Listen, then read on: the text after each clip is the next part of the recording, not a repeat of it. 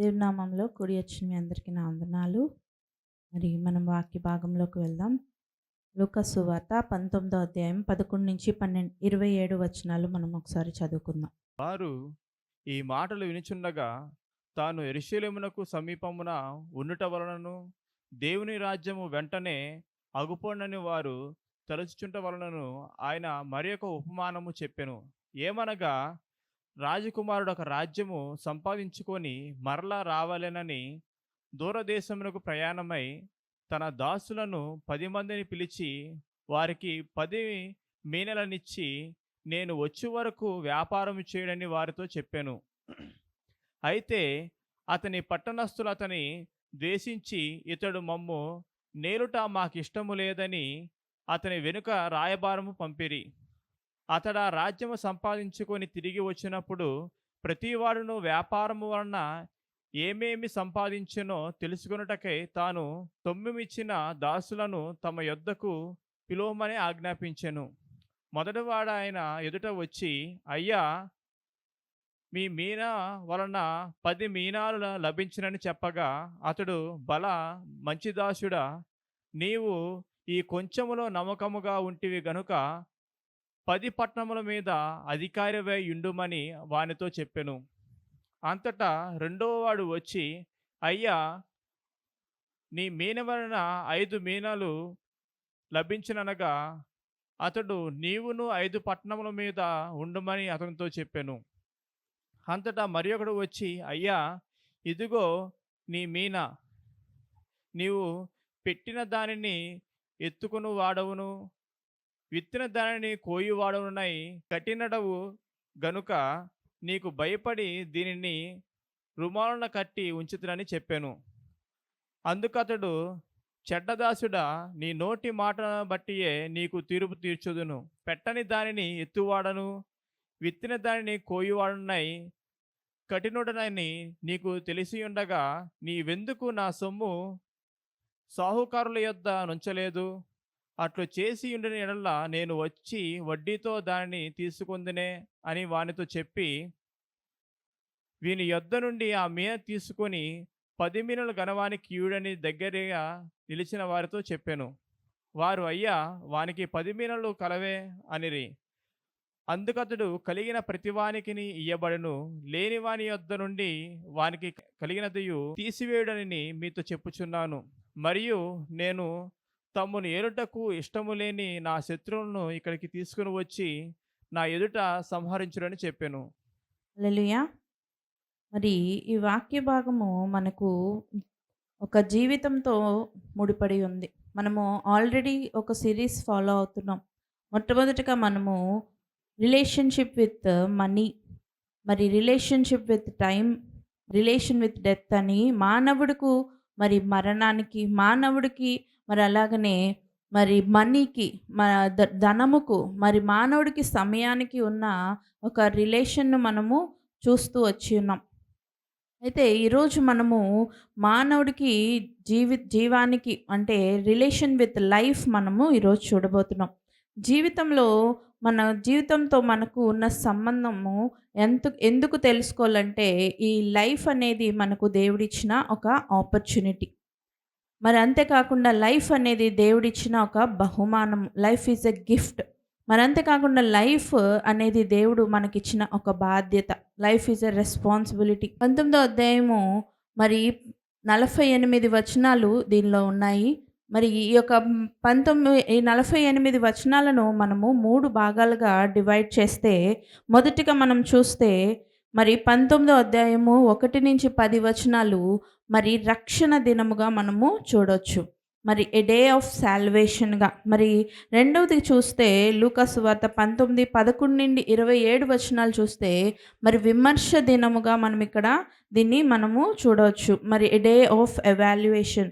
మరి అలాగనే మూడవదిగా చూస్తే 19:28-48 వచనాలు చూస్తే ప్రభువు దర్శించిన దినము. మరి ఎ డే ఆఫ్ గాడ్స్ విజిటేషన్గా మనం దీన్ని డివైడ్ చేసుకోవచ్చు. ఈ 3 భాగాలుగా మనము ఈ 19వ అధ్యాయాన్ని 3 విషయాలను, మనము గొప్ప విషయాలను మనము ఈ 19వ అధ్యాయంలో తెలుసుకుంటాం. మరి మనం చూద్దాము లూకా సువార్త 19వ అధ్యాయము 41వ వచనము. ఆ పట్టణమునకు సమీపించినప్పుడు దాన్ని చూచి దాని విషయమై ఏడ్చి. దేవుడు ఏడుస్తున్నాడు ఇక్కడ. దేవుడు ఎప్పుడు ఏడుస్తాడండి?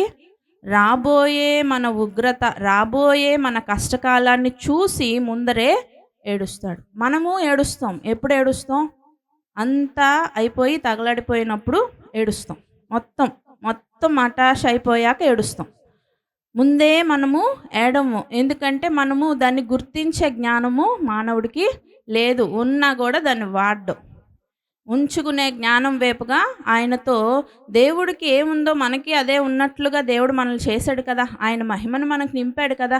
మళ్ళీ ఆయనతో మనం తప్పు చేసి మనం ఈ లోకంలో కొట్టుకుపోతుంటే మళ్ళీ యేసు ప్రభువుగా ఆయన అవతరించి మన యొక్క పాపాలని తీసివేసి మనకి కొన్ని కృపావరాలు, వెలుగు ఫలాలు, ఆత్మఫలాలను దయచేసి ఉన్నాడు కదా. వాటిని మనం కలిగి ఉన్నప్పుడు మనము కూడా యేసయ్య వలె ఆలోచించగలుగుతాం. కానీ మనం ఆలోచించమే. ఎందుకంటే మనం వాటిలో ఉండం. మనకి లోకము, లోకపు ఆశలు, దాని వైపుగా పరిగెట్టే ఆలోచన ఎక్కువైపోతుంది ఈ రోజుల్లో. కానీ ఎప్పుడైతే దేవుడైతే ఏదైనా మనకి కష్టం వస్తుంది అని తెలియగానే ఆయన ఏడుస్తాడంట. మనము కష్టం అంతా అయిపోయి దాని యొక్క ప్రతిఫలం అనుభవిస్తున్నప్పుడు మనము ఏడుస్తాం. అయితే దేవుణ్ణి ఏడిపించిన వాళ్ళు క్షేమంగా ఉండగలరా? దేవుడిని ఏడిపిస్తావు నీ యొక్క ప్రవర్తన బట్టి, నీ నడవడికను బట్టి నువ్వు క్షేమంగా ఉంటావా? ఇప్పుడు మంచి వాళ్ళు లోకస్తులుగానే చూస్తే మంచోడిని ఏడిపించాడు, అందుకే ఇటు జీవితం ఇలా అయిపోయింది అంటారా? ఏదైనా అమ్మను నాన్నను ఏడిపించినా అమ్మ నాన్న మన మంచి కదా ఆలోచిస్తారు. వాళ్ళని ఏడిపించినప్పుడు మనకి ఏదైనా దెబ్బ నీ తల్లిని తండ్రిని ఏడిపించావు, అందుకే నీకు ఈ కష్టం వచ్చింది, నష్టం వచ్చింది అంటారు కదండి. లోకంలో సామెతగా అంటారు. మనం చూస్తాం, మన జీవితంలో కూడా ఎన్నో అనుభవించాం ఇలాగా కదండి. ఏదైనా పేరెంట్స్కి నేను ఎదురు చేసిన రోజు నాకు కరెక్ట్గా ఆ రోజు స్కూల్లో దెబ్బలో, నాకు మనశ్శాంతి లేకపోవడము, వర్క్లో ఏదో ఒక నా చిన్న ఏజ్కి అదో పెద్ద విషయంగా ఉండేది. నేను వెంటనే వచ్చి మమ్మీతో ఏమైనా గొడవ పడి వెళ్తే సారీ చెప్పి రిపెంట్ అయిపోయేదాన్ని. ఎందుకంటే క్లాస్ అంతా నాకు అదే గుర్తొచ్చేది. మమ్మీకి బ్యాక్ ఆన్సర్ ఇచ్చానా అది ఆన్సరే గుర్తొచ్చేది. ఎందుకంటే మన పేరెంట్స్ మన మంచిగా ఆలోచిస్తారు. మంచిగా వాళ్ళకి మనం ఇంత శ్రమ ఇబ్బంది పడుతున్నప్పుడు దేవాది దేవుడు ఆయన మనల్ని ఎంతో ఊహించుకొని ఆయన ఊహలోనే మనల్ని కనేశాడు. అలా మనల్ని నిర్మించుకున్నాడు. మన తల్లి గర్భంలో ఎంతో ఇష్టంగా ఆయన మనల్ని రూపుదిద్దుకున్నాడు. అది ఆయనని మన ప్రవర్తన బట్టి మన యొక్క విషయాలలో మనం చేసే నడవడికలో బాధ పెట్టినప్పుడు మన బతుకు ఎలా ఉంటుంది? బాగుంటుందా? యేసు ప్రభువుని బాధ పెడితే, దేవుణ్ణి ఏడిపించిన వాళ్ళు ఎప్పుడూ క్షేమంగా ఉండలేరు. దేవుడు మన గూర్చి దుఃఖపడితే మన జీవితం ఏమవుతుంది? అది మనకి ప్రమాదకరంగా మారిపోతుంది. చూద్దాము ఎలా ప్రమాదం ఎలా వస్తుందో చూద్దాం. ఆదికాండం 6వ అధ్యాయము 6-7 వచనాలు చదువుకుందాం. తాను భూమి మీద నరులను చేసినందుకు యెహోవా సంతాపము నొంది తన హృదయంలో నొచ్చుకొనెను. అప్పుడు యెహోవా, నేను సృజించిన నరులతో కూడా జంతువులను, పురుగులను, ఆకాశ పక్షాదులను భూమి మీద నుండకుండా తుడిచివేయుదును. ఏలయనగా నేను వారిని సృష్టించినందుకు సంతాపము నొందియున్నానెను. హల్లెలూయా. ఇక్కడ యేసయ్య ఏమవుతున్నాడు? సంతాపం చెందుతున్నాడు. ఎందుకా ఈ నరుల్ని నేను సృష్టించాను అని బాధపడుతున్నారు, దుఃఖపడుతున్నారు. ఆ దుఃఖం వల్ల ఏమైంది? మనకి దీవెనలు వచ్చాయా అండి? ఏమనుకుంటున్నాడు ఆయన? తుడిచిపెట్టేద్దాం అనుకుంటున్నాడు. చూడండి, పక్షాదులను భూమి మీద ఉండకుండా సమస్తాన్ని నరులతో కూడా జంతువుల్ని, పురుగుల్ని, ఆకాశ పక్షాదుల్ని భూమి మీద ఉండకుండా ఏం చేస్తానంటున్నాడు? తుడిచివేయుదును అంటే లయము చేసేస్తాను అంటే అంత కోపం వచ్చేసింది కదండి. మనము కూడా పిల్లల్ని కోపం వచ్చినప్పుడు ఎందుకురా నిన్ను కన్నాను, ఎందుకు నిన్ను కన్నాను, ఎందుకు నిన్ను పెంచుతున్నాను, ఎంత బాధపడిపోతున్నాను అంటాం. బాగా ఓవర్గా మనము పిల్లలు బాధ పెట్టినా, ఎందుకురా నువ్వు పుట్టావు, ఎవరినైనా మనకి కోపం వచ్చిన వాడి మీద ఎవరి మీదైనా కోపం వచ్చినప్పుడు ఎలా మాట్లాడితే, ఎందుకురా నువ్వు ఈ భూమి మీద పుట్టావు, ఎందుకురా నీ జీవితం, ఇలా మాట్లాడతాం. అలాగనే దేవుడు కూడా అనుకుంటున్నాడు, ఎందుకు నేను ఈ నరుల్ని పుట్టించానని తుడిచి వేసేద్దాం అనుకుంటున్నాడంట. చేశాడు కదండీ నోవాహు కాలంలో. ఏం చేశాడు? భూమి మీద ఒక్క నరుని కూడా లేకుండా ఒక్క నోవాహు ఫ్యామిలీ వదిలితేస్తే ఇంక ఎవ్వరు లేరు. మొత్తము మటుమాయం చేసేసాడు. మళ్ళీ కొత్తగా ఆయన సృష్టిని ప్రారంభించాడు. అందుకే దేవుడికి దుఃఖం కలిగించే పరిస్థితిలో మనము ఉండకూడదు. దేవుడు మన గురించి మన దగ్గరకు వచ్చి చూసినప్పుడు, మన జీవితాన్ని అంతటిని ఇలా పరిశీలించినప్పుడు ఆయనకి ఏడుపు రాకూడదు, సంతోషం రావాలి. సంతోషం వస్తే మనకు దీవెన. ఆయన ఏడ్చాడంటే అది మనకి ప్రమాదమే. అందుకే మనం రోజు ప్రార్థించేటప్పుడు ఏమని చేయాలి? దేవా, నేను ఎలా ఉన్నాను? దావీదు ప్రార్థిస్తాడు కదా, దేవా నా యందు శుద్ధ హృదయము కలుగు చేయము, నాకు ఎలాంటి మనసు? నీ నూతనమైన మనసును కలిగించు. నన్ను రోజు దేవుడితో ప్రార్థిస్తూనే ఉంటాడు ఆయన. హిస్సోపుతో కడుగు, నన్ను పరిశుద్ధపరచు, నేను పాపిని అని ఎప్పుడు దేవుడితో ఒకలాంటి ప్రార్థన, దేవునితో ఒకలాంటి డిస్కషన్ చేస్తూ ఉంటాడు. మనము కూడా మన ప్రార్థన ఎలా ఉండాలంట? మన ప్రేయరు దేవుడిని అడగాలంట, దేవా are you happy with me? నా బట్టి నువ్వు సంతోషిస్తున్నారా? లేదంటే, ఎందుకంటే సంతోషించకపోతే అది మనకి ఏమైపోతుంది? ప్రమాదకరంగా మాట్లాడుతుంది. అందుకే దేవానికి ఇష్టడుగా, నిన్ను సంతోషపరిచే బిడ్డగా నన్ను చేయండి తండ్రి. నేను ఈరోజు అంతట్లో ఏం చేసామో, పడుకునేటప్పుడు ప్రార్థించినప్పుడు వాటన్నిటినీ మళ్ళీ నెమరు వేసుకొని, ఏది దేవుడికి ఇష్టం లేని కార్యమో దానిని మనలో నుంచి తీసివేసుకోవాలి. ఎందుకంటే దేవుడు వచ్చి నిన్ను చూసి ఇక్కడ ఏం చేస్తున్నాడు? దేవుడు ఆ పట్టణం దగ్గరకు వచ్చి ఆయన చూచి ఆయన ఏం చేస్తున్నాడు? ఏడుస్తున్నాడు. అది చాలా ప్రమాదకరం. మనము చూద్దాము, జీవానికి జీవనముకి ఉన్న వ్యత్యాసము చూద్దాము.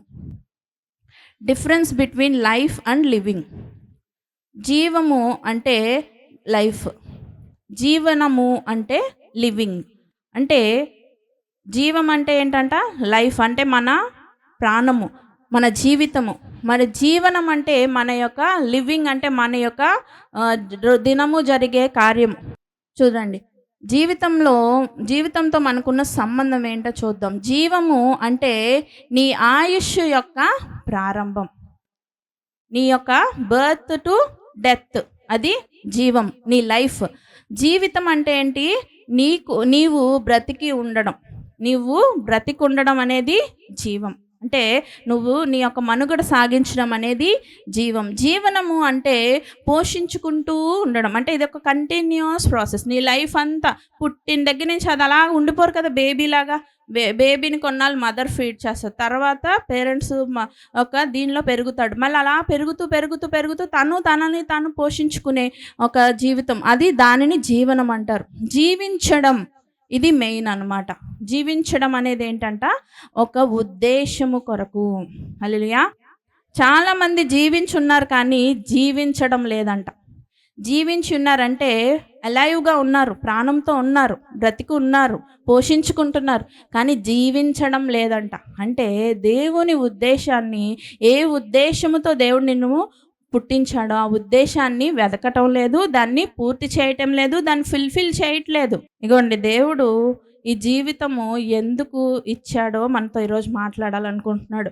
ఈ జీవితంతో మనకున్న సంబంధం ఏంటో మనకు తెలియజేయాలనుకుంటున్నాడు. దీన్ని అంతటినీ మనం ఒక్కొక్క పాయింట్గా చూస్తున్నప్పుడు మనం విశ్లేషించుకోవాలి, మనల్ని మనం విమర్శించుకోవాలి, మనం దానిని సరిదిద్దుకుంటూ మనం ఈ వాక్యాన్ని మన లోపలికి నింపుకోవాలి. అంటే మనం వినాలి. వినడం వల్ల ఏమొస్తుంది? విశ్వాసం వస్తుంది. అది దేవుని గుర్చిన మాటలు బట్టి, క్రీస్తుని గుర్చిన మాటలు బట్టి. ఏదో ఎక్కడో మైండ్ ఆబ్సెంట్లో ఉండకండి. ఇది ప్రశస్తమైన సమయం. రిలేషన్ విత్ టైం విన్నారు కదా. సమయాన్ని ఏం చేయాలి? మనము సద్వినియోగం చేసుకోవాలి. ఆ టైము మనకి దేవుడు ఇంత విలువైన సమయము మనకిచ్చాడు. ఈ టైంలో చాలామంది లేరు. కూర్చుని విందాం అనుకున్నా వాళ్ళకి అవకాశం లేదు.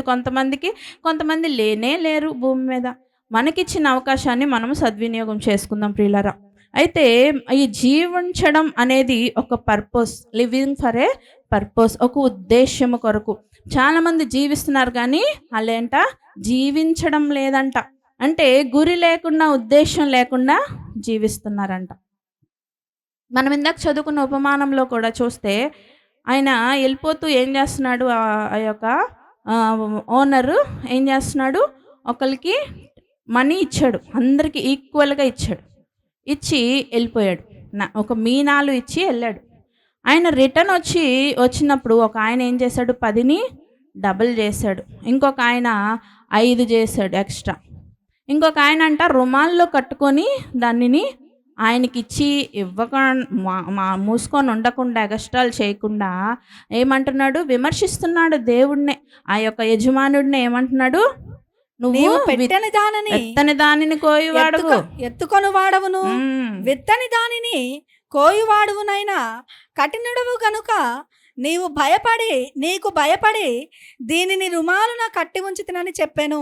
ఎత్తని దాన్ని పెట్టని దాన్ని ఎత్తుకొని వాడువు, విత్తని దాన్ని కోయివాడువు, అంత కఠినుడివి నువ్వు, అందుకే నేను ఏం చేశాను, రుమాల్లో కట్టుకున్నాను అంటున్నాడు. ఆయన అంటున్నాడు, ఒకవేళ నీకు దీన్ని యూజ్ చేయడం తెలియకపోతే సాహుకారులకు ఇవ్వాల్సింది కదా.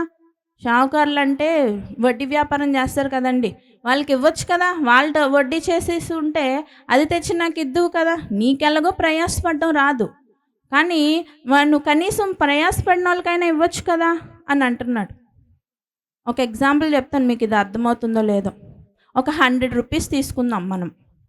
ఆ 100 రూపీస్ పట్టుకొని మనం ఏదైనా ఒక పని చేసాం, ఒక బిజినెస్సే చేసాం అనుకోండి. 100కి 100 సంపాదిస్తే అదేంటి, లాభం. 100కి 90 సంపాదిస్తే కొద్దిగా నష్టం. 100కి కనీసం 100 కాకుండా 0లో వచ్చామనుకోండి, 100 వాడేసాము, ఏమి రాలేదు, అదేంటండి, నిరుపయోగం కదండి. 100కి 100 వాడి 90 రూపాయలు సంపాదిస్తే దాన్ని ఏమంటారంట, దుర్వినియోగం అంటారంట. 100ను వాడి దాన్ని అలాగే పెడితే దాన్ని ఏమంటారంట, నిరుపయోగం అంటారంట. 100ను వాడి దానికంటే ఎక్కువగా సంపాదిస్తే దాన్ని ఏమంటారు, సద్వినియోగం అంటారు కదా. మన జీవితం కూడా ఈ 100 రూపాయలు అనుకోండి, దాన్ని 90గానే ఉంచామనుకోండి, దాన్ని ఏం చేస్తున్నాం, మనము దుర్వినియోగం చేస్తున్నాం. ఈ 100ని 100లాగే ఉంచామనుకోండి, దాన్ని ఏం చేస్తున్నట్టు, నిరుపయోగం చేస్తున్నట్టు. మరి 100ని దానికి రెట్టింపు చేసి పెంచినప్పుడు దాన్ని మనం ఏం చేస్తున్నట్టు, సద్వినియోగం చేస్తున్నట్టు. అదే దేవుడు మనల్ని, ఈ జీవితం కూడా అలాంటిదే. నష్టపోవడానికి జీవితాన్ని వాడచ్చు, ఎవరికి మేలు లేకుండా జీవితం వాడచ్చు, బాగా అందరికీ ఉపయోగపడేలా కూడా ఈ జీవితాన్ని మనం వాడచ్చు. ఈ జీవితాన్ని కొంతమంది నష్టపోతారు, అలాగా దాన్ని శరీరాన్ని పాడు చేసుకుంటారు, ఇంట్లో ఎవరికి యూజ్ఫుల్గా ఉండరు. అలా ఉంటూ నష్టపోతూ ఆ జీవితాన్ని వాడతారు. కొంతమంది ఏం చేస్తారంట, ఎవరికి మేలు లేకుండా, అంటే వాడు తిండు, ఎవడికి పెట్టడు, లోబులు అంటారు చూడండి, పిస్నార్లు. అలాగా ఏమి ఎవరికి యూజ్ఫుల్ లేదు, వాడి వల్ల వాడికి యూజ్ఫుల్ లేదు. అలాంటి వారు ఏమవుతున్నారు, అలాగా వాడుతున్నారు వాళ్ళ జీవితాన్ని. మరికొంతమంది అంట బాగా అందరికీ ఉపయోగపడేలా కూడా జీవిస్తున్నారంట వారి జీవితాన్ని. వారికే కాదు కానీ ఎంతోమందికి వారి జీవితం ద్వారా ఇన్స్పిరేషన్. హల్లెలూయా. మనం అలా ఉండాలి. ఎందుకంటే ఈ లైఫ్ అనేది మనం ఇందాకే అనుకున్నాం, లైఫ్ ఈజ్ అన్ ఆపర్చునిటీ. దేవుడు మనకి ఇచ్చిన ఒక అవకాశము. నిన్ను ఈ పరుగు పందెంలో దేవుడు పెట్టి నీకు ఒక అవకాశాన్ని ఇచ్చాడు. నువ్వు దాన్ని ఏం చేయాలి, సద్వినియోగం చేసుకోవాలి. దుర్వినియోగం చేయకూడదు, నిరుపయోగము చేయకూడదు, యూజ్లెస్ చేయకూడదు. అనగానే నువ్వు దాన్ని పాడు చేసుకోకూడదు, నష్టపరుచుకోకూడదు. దాన్ని నువ్వు సద్వినియోగం చేసుకోవాలి. యూజ్ఫుల్గా ఉండాలి, అందరికీ యూజ్ఫుల్గా ఉండాలి, నీకు నువ్వు యూజ్ఫుల్గా ఉండాలి. హల్లెలూయా, హల్లెలూయా. ఎందుకంటే ఈ జీవితం అనేది దేవుడు మనకి ఇచ్చిన ఒక ఆపర్చునిటీ కనుక, మరి ఒక్కొక్కరికంట ఈ జీవితము ఇచ్చిన దేవుడు మనకి, ఇది ఇచ్చిన దేవుడు మనల్ని తిరిగి ఏమడుగుతాడు, లెక్క అడుగుతాడు. అదే కదా మనం ఇందాక ఉపమానంలో చూసాము. ఆయన ఇచ్చి వెళ్ళిపోయాడు, కాయిన్స్ మీనాలు ఇచ్చి వెళ్ళిపోయాడు. మళ్ళీ వచ్చి ఏమడుగుతున్నాడు, తిరిగి లెక్క అడుగుతున్నాడు. ఈ అవకాశాన్ని ఇచ్చిన దేవుడు మనల్ని తిరిగి వచ్చి ఏమడుగుతాడు, లెక్క అడుగుతాడు. కొంతమందికి రైటింగ్ స్కిల్స్ ఉంటాయి, కొంతమందికి రీడింగ్ స్కిల్స్ ఉంటాయి, కొంతమందికి స్పీకింగ్ స్కిల్స్ ఉంటాయి, కొంతమందికి వర్కింగ్ స్కిల్స్ ఉంటాయి, కొంతమందికి అంట లైఫ్ స్కిల్స్ ఉండవంట. ఇవన్నీ ఉంటాయి కానీ వాళ్ళకి ఏముండవంట, లైఫ్ స్కిల్సే ఉండవంట. అంటే జీవితాన్ని ఎలా వాడాలో తెలియదంట. మనం చూద్దాం, what is life. Why life is important అనేది మనము చూద్దాం. యోబు గ్రంథము 34 అధ్యాయం 14-15 వచనాలు చూద్దాం. ఆయన తన మనస్సు తన మీదనే ఉంచుకొనిన ఎడల, తన శ్వాస నిశ్వాసలను తన యొద్దకు తిరిగి తీసుకొనిన ఎడల, శరీరులందరూ ఏకముగా నశించెదరు, నరులు మరలా ధూళి అయిపోవుదురు. హల్లెలూయా. అంతే కదండి.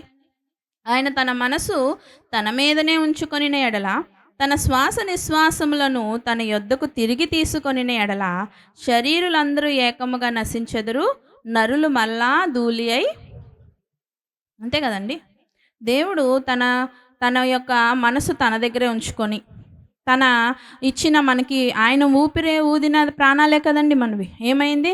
నరుల నాసిక రంధ్రంలోకి ఏం చేశాడు ఆయన?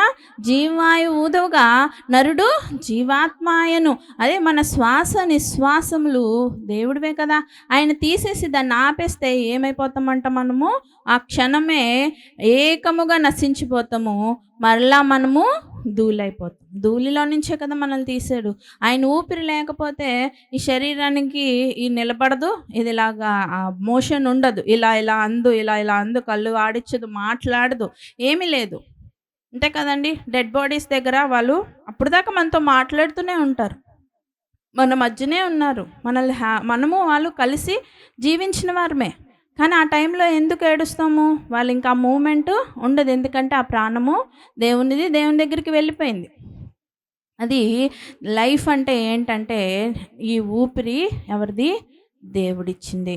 మనము దీన్ని సద్వినియోగము చేసుకోవాలి. లేకపోతే ఏమైపోతాం? ఏకముగా నశించిపోయి మళ్ళా ధూళైపోతాం. మనము చూస్తే మత్తయి సువార్త 25వ అధ్యాయంలో ఒక పారబుల్ ఉంటుంది. దేని గురించి? తలాంతుల గురించి.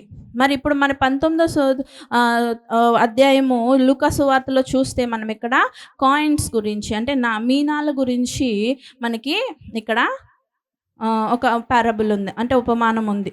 ఈ యొక్క ఉపమానం దేనిని సూచిస్తుందంటే జీవాన్ని గురించి. దేవుడు అందరికీ సమానంగా ఈ జీవాన్ని, మనకి ఈ ఊపిరిని ఇచ్చాడు. ఆయన శ్వాస నిశ్వాసములు మనలో ఉంచాడు. హల్లెలూయా. మనం ఊపిరి పీలుస్తున్నాం, వదులుతున్నాం కాబట్టి మనము ఉన్నాం.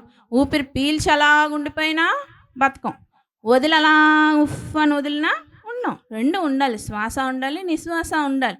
అప్పుడే మనము మన జీవము నడుస్తుంది. హల్లెలూయా. మరి ఇది అందరికీ ఇచ్చాడు దేవుడు, సమానంగా ఇచ్చాడు. అందరూ ఊపిరి పీలుస్తున్నారు, ఊపిరి వదులుతున్నారు. కానీ ఈ యొక్క తలాంతులు అనేవి ఎవరికి ఇచ్చాడు? దేవుడు ఎబిలిటీ ఉన్నవారికి ఇచ్చాడు. ఒకరికి ఎక్కువ ఉంటాయి, ఒకరికి 10 ఉన్నాయి, ఒకరికి 5 ఉంటాయి, ఒకరికి ఒకటే ఇచ్చాడు తలాంతులు కదండి. ఆ యొక్క పారబుల్ మీరు తర్వాత చదవండి, టైం లేదు. మరి 25వ అధ్యాయం చదివినప్పుడు మత్తయి సువార్తలో ఆ యొక్క ఆ యొక్క తలాంతుల గురించి ఆ యొక్క పారబుల్ ఉంటుంది. అందులో కొంతమందికి ఎందుకు ఆ ఎబిలిటీ అనేది కొంతమందికి ఎందుకు ఇచ్చాడు? మీకు ఎప్పుడు డౌట్ రాలేదా?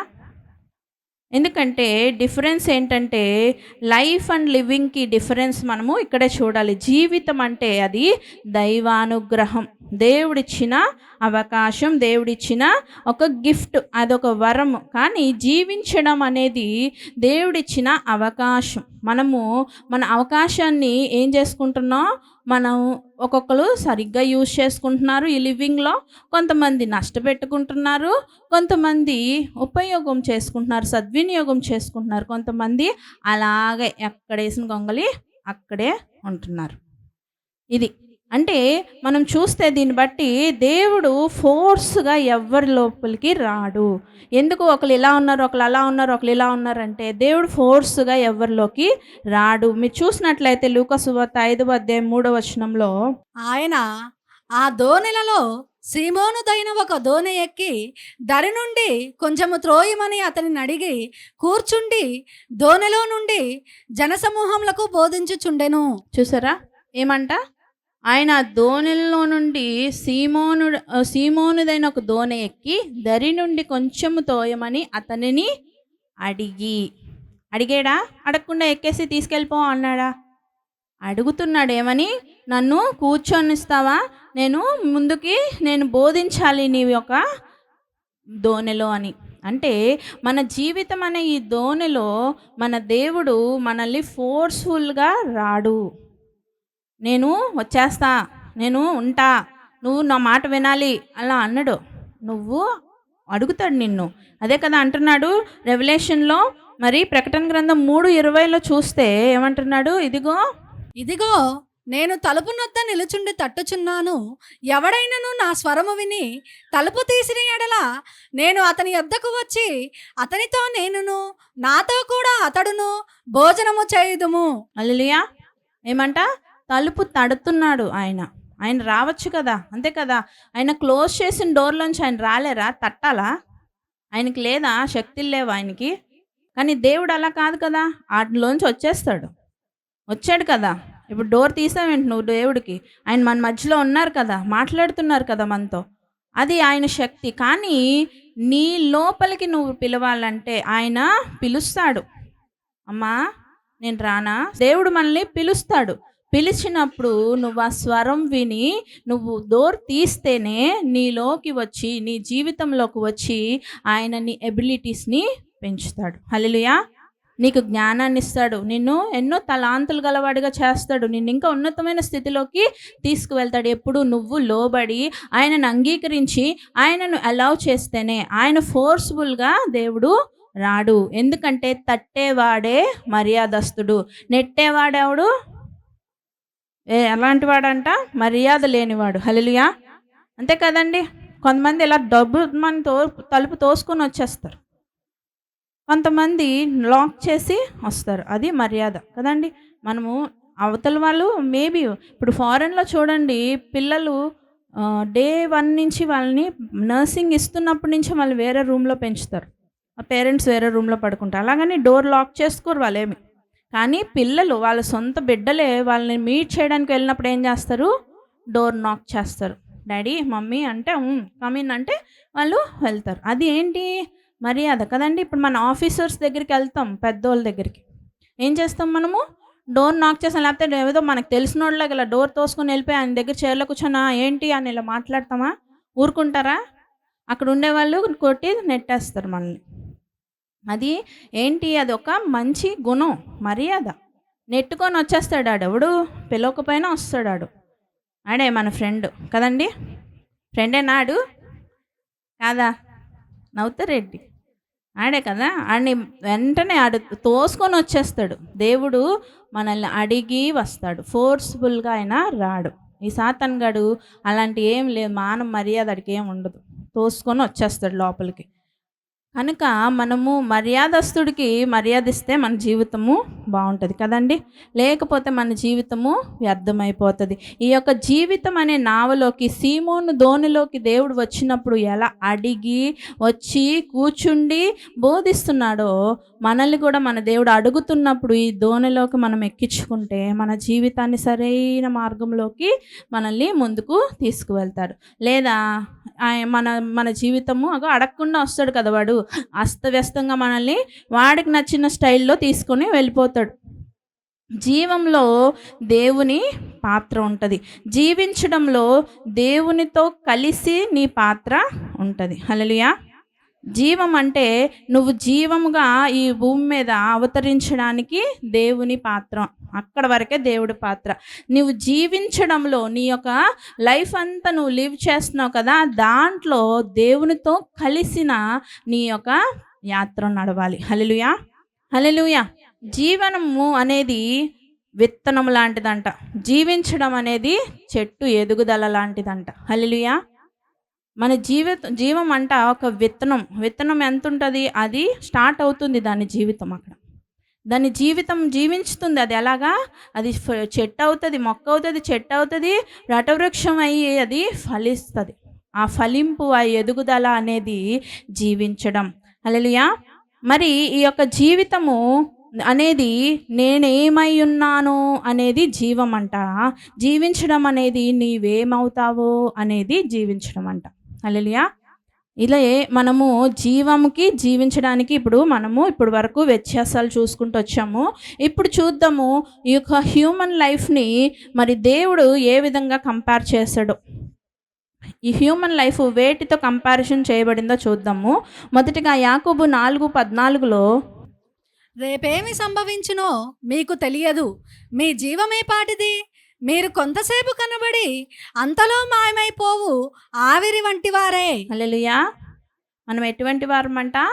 ఇంతలో కనబడి అంతలో మాయమైపోయే ఆవిరి వంటి వారం. అంటే ఈ జీవితం ఎలాంటిదంట? తాత్కాలికమైనది.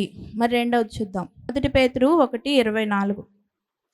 గడ్డి ఎండును, దాని పువ్వును రాలును, అయితే ప్రభువు వాక్యము ఎల్లప్పుడూ నిలుచును. హల్లెలూయా. ఎలాంటిదంటే ఇక్కడ గడ్డితో పోలుస్తున్నాడు. గడ్డి ఏమైపోతుందండి? వాడిపోతుంది. అంటే ఈ జీవితం ఎలాంటిదంట? ఒక గడ్డి లాంటిది, అది వాడిపోయేది. అది కూడా టెంపరరీయే. హల్లెలూయా. మరి మూడవది చూద్దాం. ప్రసంగి 6:12. నీడ వలె తమ దినములన్నీ వ్యర్థముగా గడుపుకొను మనుష్యుల బ్రతుకునందు ఏది వారికి క్షేమకరమైనదో ఎవరికి తెలియను? వారు పోయిన తర్వాత ఏమి సంభవించునో వారితో ఎవరు చెప్పగలరు? ఇక్కడ దేవుడు మన జీవనాడు ఒక నీడతో పోలుస్తున్నాడు. నీడ ఎంతసేపు ఉంటుందండి? లైట్ ఉన్నంతసేపే. మన లైట్ పోయిందంటే ఆ నీడ కనిపించదు కదండి. అశాశ్వతమైనది నీడ కదండి. అశాశ్వతమైనది మన జీవితం అంట. మరి ఇంకోటి చూద్దాము. కీర్తనలు 39:5. నా దినముల పరిమాణము నీవు బెత్తడంతగా చేసి ఉన్నావు, నీ సన్నిధిని నా ఆయుష్కాలము లేనట్టే ఉన్నది.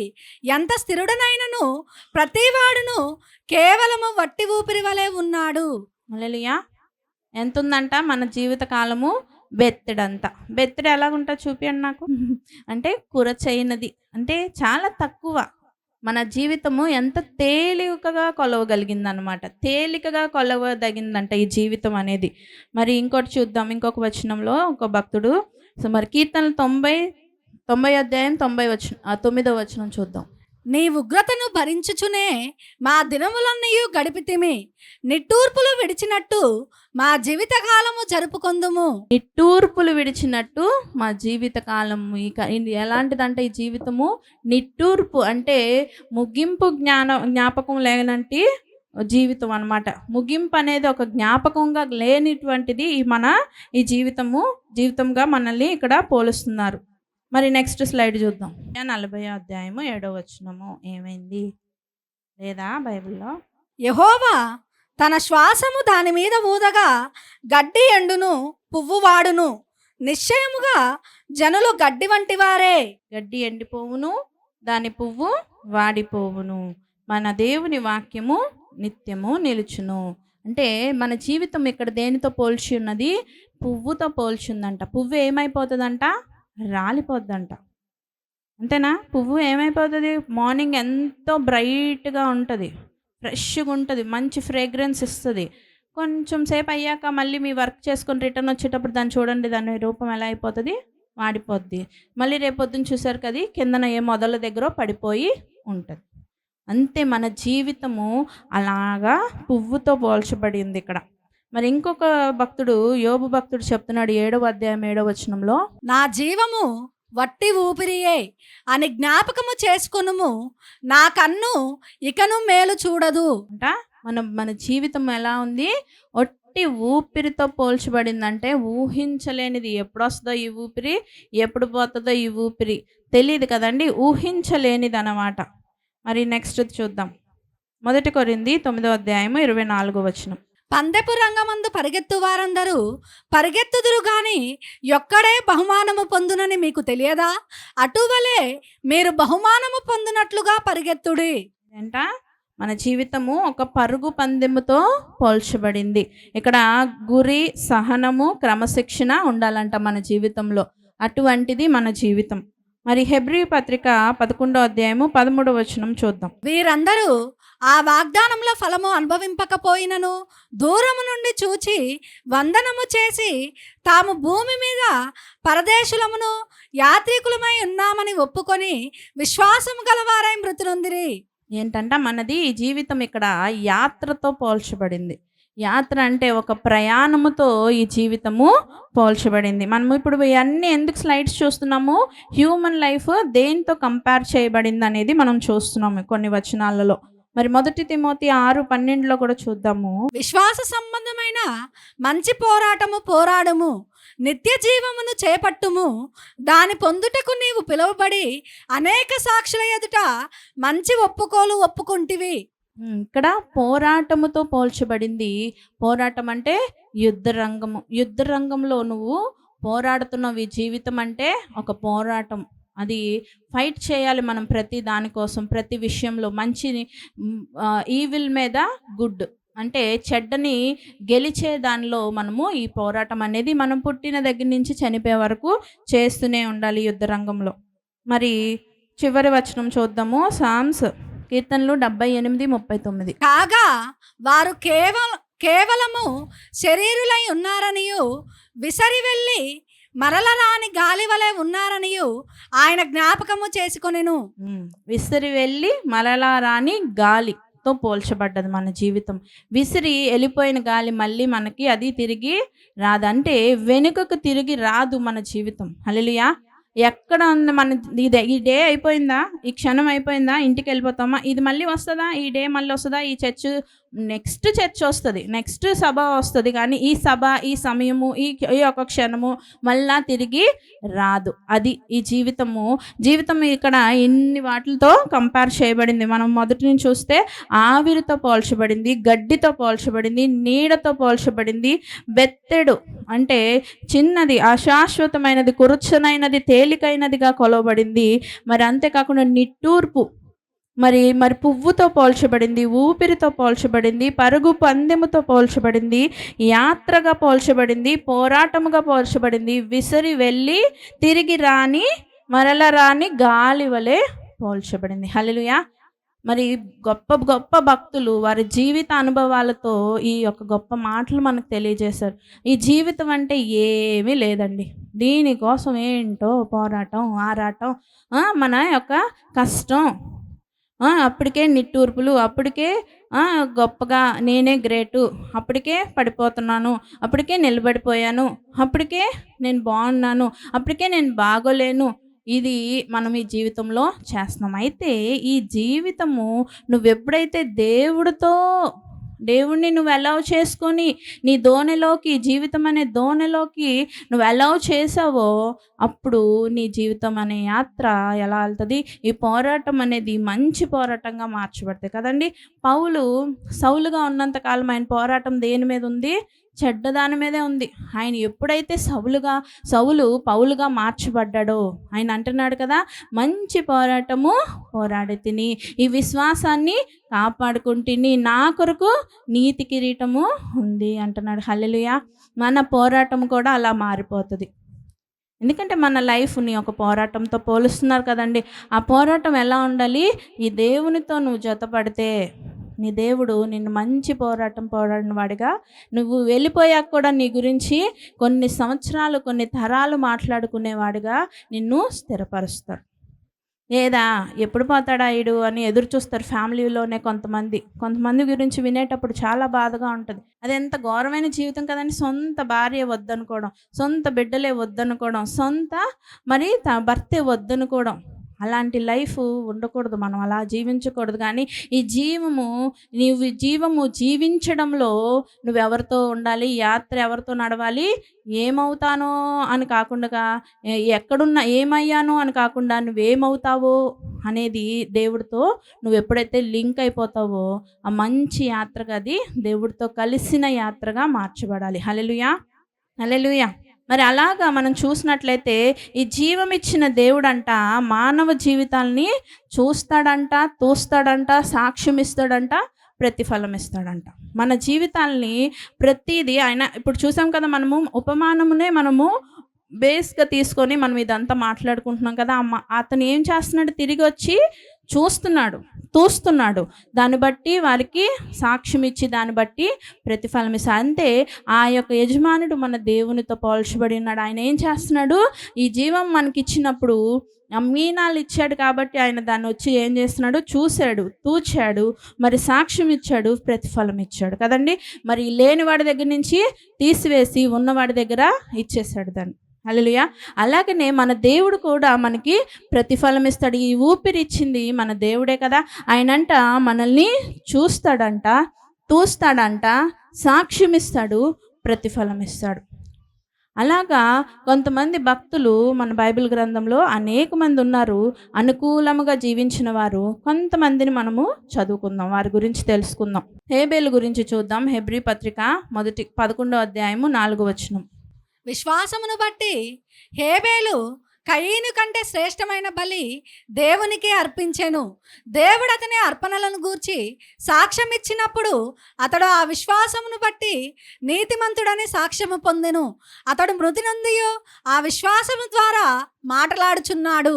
హల్లెలూయా. శ్వాసమును బట్టి హేబేలు కయ్యేను కంటే శ్రేష్టమైన బలి దేవునికి అర్పించెను. దేవుడు అతని అర్పణలు గూర్చి సాక్ష్యం ఇచ్చినప్పుడు అతడు ఆ విశ్వాసమును బట్టి నీతిమంతుడని సాక్ష్యము పొందెను. అతడు మృతి నొందియు ఆ విశ్వాసము ద్వారా మాట్లాడుచున్నాడు. హల్లెలూయా.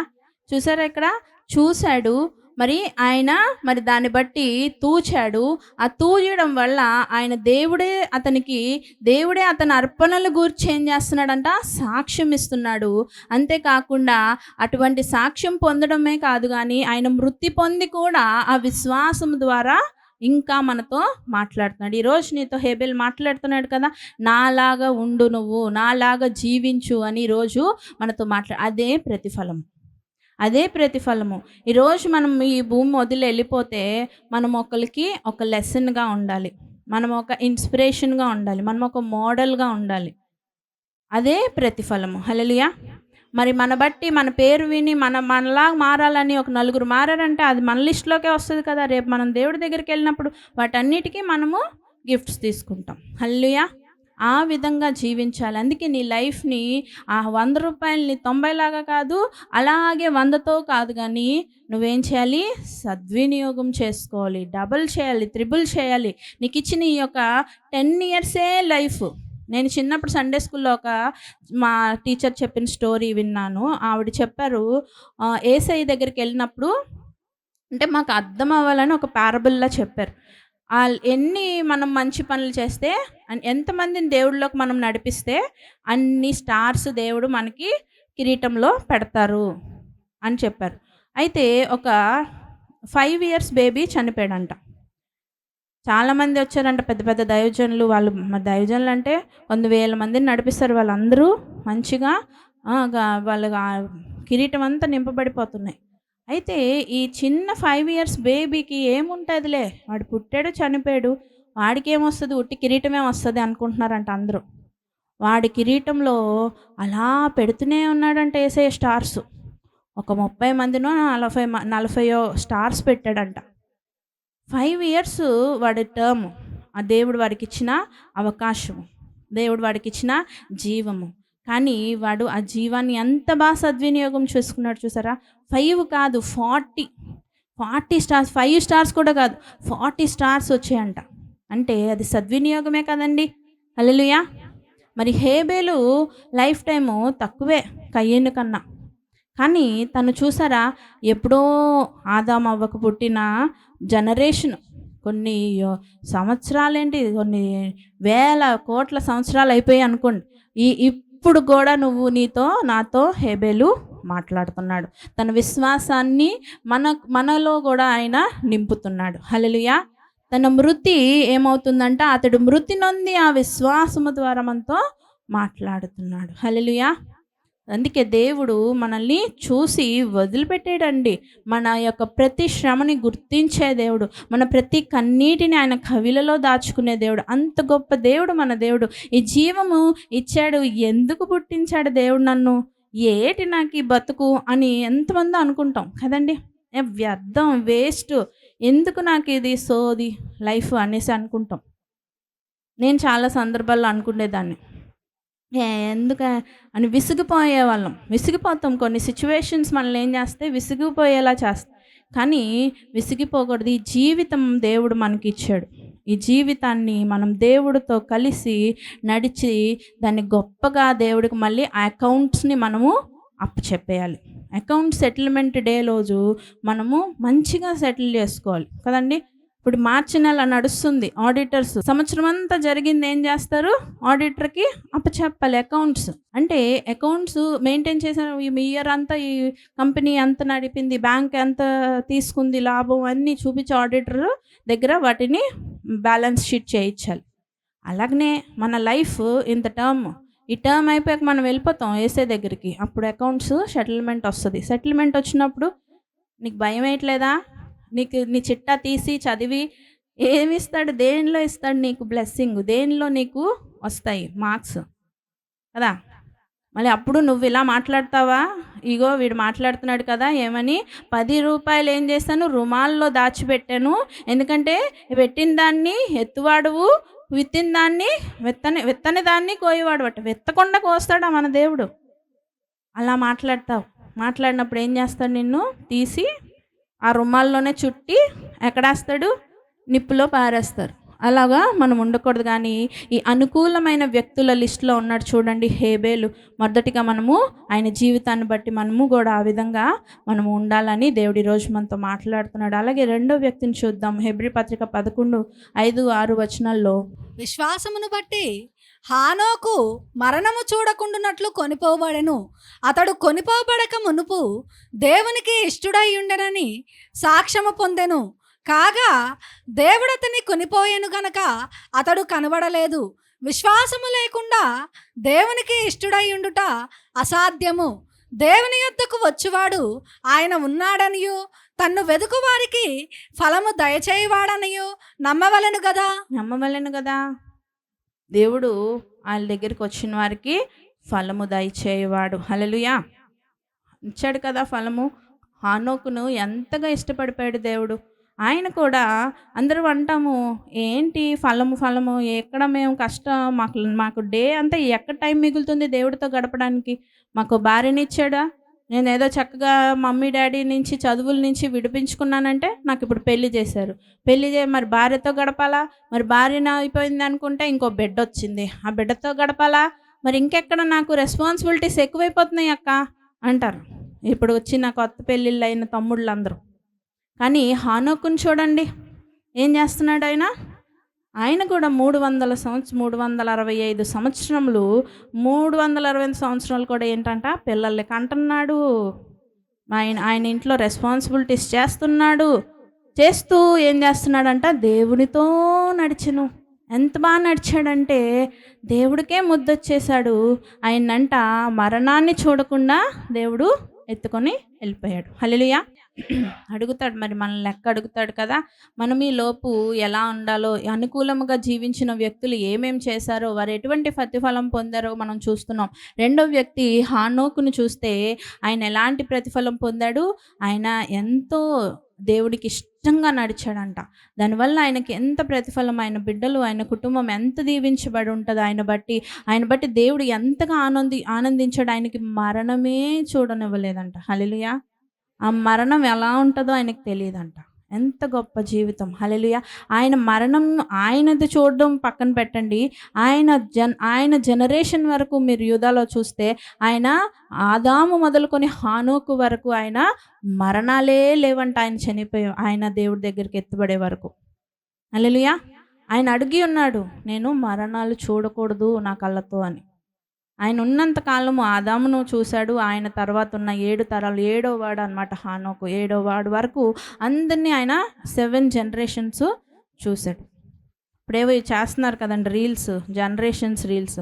మా అమ్మ బేబీ, మళ్ళీ వాళ్ళమ్మ నలుగురిలో వచ్చి, మా ఇంట్లో కూడా ఉన్నాయి 4 జనరేషన్లు. మా అమ్మ ఉంది, నేనున్నా, నా బిడ్డలు ఉన్నారు. అలా 4 కాదు, ఆయన 7 జనరేషన్స్ చూశాడు హానోకు. 7 జనరేషన్ వరకు మరణమే చూడలేదంట. ఎంత గొప్పగా దీవించబడుతున్నాడు చూడండి. ప్రతిఫలము మనము దేవుడి దగ్గర నుంచి ఎంత గొప్పగా దేవుడు మనల్ని చూస్తున్నాడు, తోస్తున్నాడు, సాక్ష్యం ఇస్తున్నాడు, మన జీవితాలకు ప్రతిఫలం ఇస్తున్నాడు. హల్లెలూయా. నేను మూడవదిగా చూస్తే ఆదికాండం 6వ అధ్యాయంలో ఒక భక్తుడు ఉన్నాడు. 8-9 వచనాలు చూద్దాం. అయితే నోవాహు యెహోవా దృష్టి యందు కృప పొందినవాడాయను. నోవాహు వంశావళి ఇదే. నోవాహు నీతిపరుడును తన తరములో నిందారహితుడనై ఉండెను. నోవాహు దేవునితో కూడా నడిచినవాడు. హల్లెలూయా. ఎంత గొప్ప స్టేట్మెంట్స్ అండి దేవుని నోట్లో నుంచి ఒక వ్యక్తి గురించి. చూసారా ఏమంటున్నాడు? దేవుని దృష్టి యందు కృప పొందినవాడాయను. కృప పొందడం అంటే స్వస్థత కన్నా గొప్ప కార్యమని దేవుడు పౌలు భక్తుడితో మాట్లాడుతున్నారు కదా. నాకు ముమ్మార్లు అడుగుతున్నాను, ఈ పెయిన్ నేను భరించలేకపోతున్నాను, నాకు స్వస్థత ఇమ్మంటే దేవుడు ఏమంటున్నాడు? నా కృప నీకు చాలు. అంటే కృప ఎంత గొప్పది అంటే ఇక్కడ నోవాహును చూడండి, ఆ దేవుని దృష్టి యందు ఏం పొంది ఉన్నాడు? ఆయన కృప పొంది, దేవుని దృష్టిలోనే ఆయన కృప పొంది ఉన్నాడు. అంత గొప్ప స్థితి, అంత మంచి ప్రతిఫలం దేవుడు ఆయనకి ఇచ్చాడు. అంతేకాకుండా నోవాహును చూస్తున్నాడు ఆయన. ఆయన నీతిపరుడు, తన తరములోనే నిందారహితుడు, దేవునితో కూడా నడిచినవాడు. ఆయనకి ప్రతిఫలం ఏమొచ్చింది? కృప పొందిన వాడైపోయాడు. ఆయన దేవుడు చూశాడు, తూచాడు, మరి సాక్ష్యం ఇచ్చాడు, ఆయనకి ప్రతిఫలం ఇచ్చాడు. ఏమని? కృప పొందిన వాడిగా చేసేసాడు. మరి అబ్రహాం జీవితం కూడా చూద్దాము, 4వ వ్యక్తిని. మరి ఆదికాండం 22:12 అప్పుడు ఆయన ఆ చిన్నవాని మీద చేయి వేయకము, అతని నేమియూ చేయకము, నీకు ఒక్కడై ఉన్న నీ కుమారుని నాకియ్య వెనుతీయ లేదు గనుక నీవు దేవునికి భయపడవాడవని. హల్లెలూయా. ఏమంట? అబ్రహాము ఇక్కడ ఏం చేస్తున్నాడు? తన కుమారుణ్ణి బలిచ్చేస్తున్నాడు. మనం ఏదైనా ఒక వస్తువు మనకి ఫేవరెట్ది ఎవరైనా అడిగారు అనుకోండి, ఎంత మన ఫేవరెట్ పర్సన్ అయినా అవతల వ్యక్తి అడిగిన వాడు మనం ఒక 2 తిట్లు తిడతాం కదా. ఆగవయ్యా, నేను ఇది కష్టపడి పొందుకున్నాను, ఏంటి నువ్వు అంత ఈజీగా అడుగుతున్నావు, ఒక 4 రోజులైనా వాడలేదు, నేను ఇప్పుడే వచ్చింది నాకు అంటామా అనమా?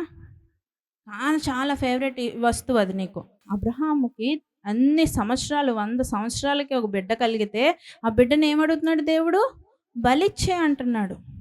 ఏమనలేదు. నెక్స్ట్ డే ఏం చేస్తున్నాడు? బెండ్ అయిపోయాడు. మనస్సులో కూడా ఆయన అనుకున్నట్టు మనకి ఎక్కడ రాసలేదు. ఆయన ఏం చేస్తున్నాడు? విధేయతగా తన బిడ్డని తీసుకెళ్ళిపోతున్నాడు. అందుకే అబ్రహాం అంట దేవుడికి స్నేహితుడు అంట, యేసయ్యకి బెస్ట్ ఫ్రెండ్ అంట. యేసయ్య ఏం చేయాలనుకున్నా వచ్చి ఆయనతో చర్చించేవాడంట. ఇది నెక్స్ట్ నేను చేయబోతున్నాను, ఇది ఎలా చేద్దాం, ఇలా చేద్దామా, అలాగొద్దా అని దేవుడు తన యొక్క ప్రణాళికల్ని అబ్రహాంతో చర్చించేవాడంట. అంత గొప్ప స్థితిలోకి వెళ్ళిపోయాడు కదండి. అందుకే దేవుడు చూస్తాడండి, మనల్ని చూసి తూస్తాడు. మనల్ని తూనిక రాయిలో వేసి ఇది కరెక్ట్ భక్త, యాక్టింగ్ భక్త తూస్తాడు. తూచినప్పుడు దాని గురించి సాక్ష్యం ఇచ్చి ఆయన ప్రతిఫలము ఇస్తాడు. హల్లెలూయా.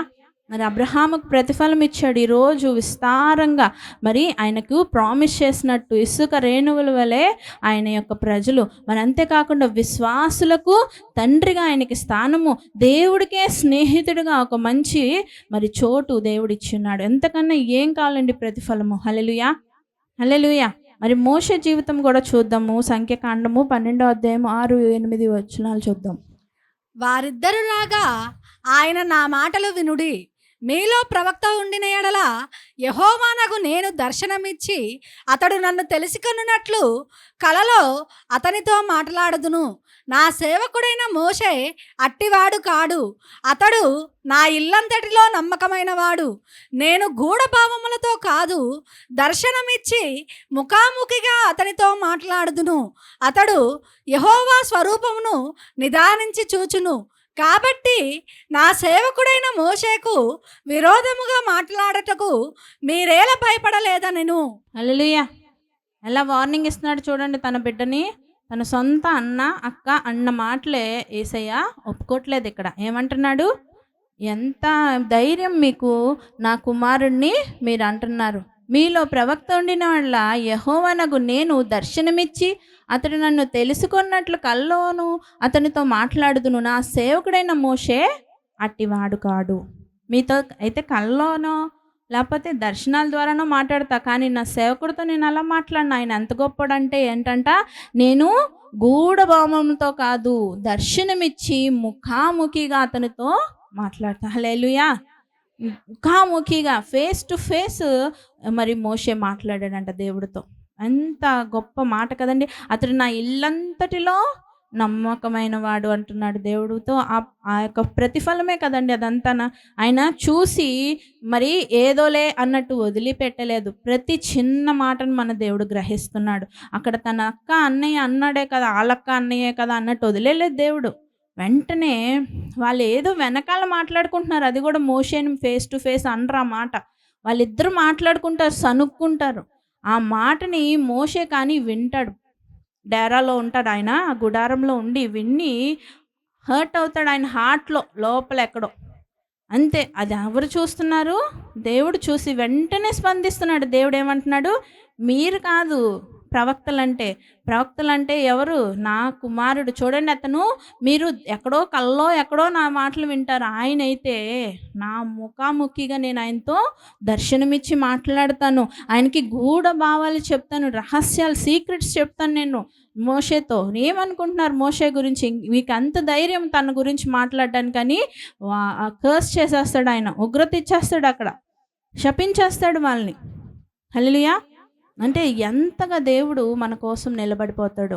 మనము ఆయన పిలిచినప్పుడు విని ఆయన స్వరాన్ని మన హృదయం అనే తలుపులు తెరిచి మన జీవితంలోకి ఆయన ఆహ్వానించి ఆయనతో కూడా ఈ జీవితాన్ని కొనసాగిస్తున్నప్పుడు ఆయన ప్రతీది చూస్తాడు, తూస్తాడు, సాక్ష్యం ఇస్తాడు. అలాగనే మనకి ప్రతిఫలం ఇస్తాడు. ఇగో మోషేకి ఇచ్చాడు ప్రతిఫలం. చూడండి ఎంత గొప్పగా ఆయన అంటున్నాడు. ఆయన నన్ను యెహోవా స్వరూపమును నిదానించి చూచును, కాబట్టి నా సేవకుడైన మోషేకు విరోధంగా మాట్లాడటకు మీరేలా భయపడలేదు? ఎలాగ మీరు అంత డేర్ చేశాడు అని ఎంత రోషముగా మాట్లాడుతున్నాడు తన దైవజనుడి గురించి దేవుడు. అంటే ఒక మానవుడి కోసం దేవుడు వచ్చి అంత గట్టిగా మాట్లాడగలిగే స్థితి మరి మోషే తెచ్చుకున్నాడు. మరి ప్రతిఫలం ఈ విధంగా మనకు వస్తుంది. మన జీవితంలో దేవుడితో మనము మంచి సఖ్యమైన జీవితం జీవిస్తే. మరి ఇంకొక భక్తుడి జీవితం చూద్దాము. యోబు గ్రంథం 1:8 అందుకు యెహోవా నీవు నా సేవకుడైన యోబు సంగతి ఆలోచించితివా? అతడు యథార్థవర్తనుడును న్యాయవంతుడునై దేవుని యందు భయభక్తులు కలిగి చెడుతనము విసర్జించినవాడు. భూమి మీద అతని వంటి వాడెవడునూ లేడు. హల్లెలూయా! హల్లెలూయా! దేవుడు ఇస్తున్న స్టేట్మెంట్స్ అండి. ఇప్పుడు మనం చదివిన స్టేట్మెంట్స్ అన్నీ దేవుడు ఇచ్చిన స్టేట్మెంట్స్. ఏమంటున్నాడు? చెడుతనమును విసర్జించిన వాడు, భూమి మీద అతని వంటి వాడెవ్వడునూ లేడు. అంత మంచిగా దేవునితో అంత మంచి పేర్లు తెచ్చుకున్నారు యోబు భక్తుడు. తన జీవితంలో దేవుణ్ణి ఎంతగా ఆయన లిఫ్ట్ చేశాడు. ఆయన ఎన్ని శ్రమలు వచ్చినా దేవుడి కోసం నిలబడ్డాడు. దేవుడు ఇచ్చిన ఉన్నత స్థితిలోనే అలాగే ఉన్నాడు. దేవుడు మరి శ్రమలు కలిగించిన టైంలోనే అలాగే ఉన్నాడు. అందుని బట్టి దేవుడు దాన్ని బట్టి ఆయనకి ప్రతిఫలం ఇచ్చాడు. ఎలాగా? రెండింతల ఆశీర్వాదాన్ని దేవుడు ఇచ్చాడు. ఏదైతే ఉందో, ఏదైతే తను తీసేసుకున్నాడో దాన్ని రెట్టింపుగా దేవుడు అతనికి డబుల్ ఫోల్డింగ్ బ్లెస్సింగ్ ఇచ్చాడు. హల్లెలూయా! హల్లెలూయా! మరి దానియేలు జీవితం కూడా చూద్దాం. దానియేలు 10:11 దానియేలు, నీవు బహుప్రియుడవు గనుక నేను నీ యొద్దకు పంపబడితిని. నీవు లేచి నిలువబడి నేను నీతో చెప్పు మాటలు తెలుసుకొనుమనెను. అతడి ఈ మాటలు నాతో చెప్పగా నేను వణుకుచూ నిలవబడితిని. హల్లెలూయా! ఏమంట? దానియేలు ఏమంట? బహుప్రియుడంట. దేవుడికి ఎలాంటి వాడు? ఆయన బహుప్రియుడు. నువ్వు బహుప్రియుడుగా అనిపించుకుంటావా? నీ పేరు పెట్టి దేవుడు బహుప్రియుడివి నువ్వు నాకు, దానియేలు బహుప్రియుడు అన్నట్టు అనగలిగేలా మనం ఉన్నామా? ఒక్కొక్కరి పేర్లు మనం పెట్టుకుందాం దానియేలు ప్లేస్లో.